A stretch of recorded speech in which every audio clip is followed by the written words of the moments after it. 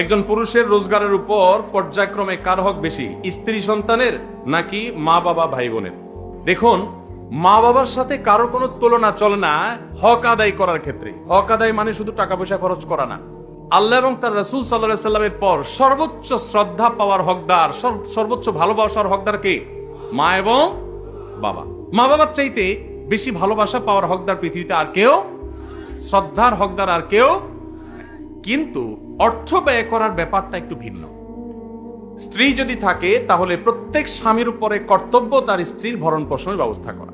মা বাবার যদি টাকা পয়সার অভাব না থাকে, নিজেদের যা আছে সেটা তারা যদি চলতে পারেন, তাহলে শরীয়ত সন্তানের উপরে সন্তানের বাবা মার ভরণ পোষণ দেওয়াটাকে ফরজ করেনি। কথা কি বুঝতে পারছেন? কিন্তু মা বাবার প্রতি শ্রদ্ধা দেখানো, তাদের জন্য অর্থকড়ি নফল হিসাবেও খরচ করা, এটা আমৃত্যু, এমনকি মৃত্যুর পরেও করতে হবে, আজীবন করতে হবে, মৃত্যুর পরেও করতে হবে। স্ত্রীর সাথে তো যতদিন বৈবাহিক সম্পর্ক থাকে ততদিন, বৈবাহিক সম্পর্ক না থাকলে তখন আর তার ভরণ পোষণ আবশ্যক হবে না। অতএব এটা দেখে কেউ আবার এটা মনে করেন না যে ইসলাম কি মা বাবার উপর স্ত্রীকে অগ্রাধিকার দিয়েছে কিনা, মোটেই না। কিন্তু খরচের যদি ব্যাপার হয়, স্ত্রী অন্যের ঘর থেকে এসছে আপনার ঘরে, অতএব তার সম্পূর্ণ দায় দায়িত্ব আপনার, আপনি তার ভরণ পোষণের ব্যবস্থা করে দিবেন।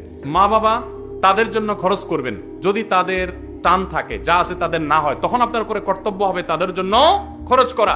আপনি 10,000 টাকা ইনকাম করেছেন, মা বাবার কোনো ইনকাম সোর্স নাই, আপনি না দিলে তারা আর খেতে পাবে না, অন্য কোনো সন্তান নাই বা তারা দেয় না, তখন আপনি স্ত্রীর জন্য যদি 5,000 খরচ করেন, মা বাবার জন্য আপনাকে 5,000 খরচ করতে, 5,000ই খরচ করতে এমন কোনো কথা নেই, তাদের ভরণ পোষণের ব্যবস্থা করতে হবে। কথা কি বুঝতে পারছেন? তাহলে তাদের না থাকলে তখন আবশ্যক হবে, আর স্ত্রীর থাকুক আর না থাকুক, সর্বাবস্থায় স্ত্রীর ভরণ পোষণ স্বামীর উপরে কর্তব্য।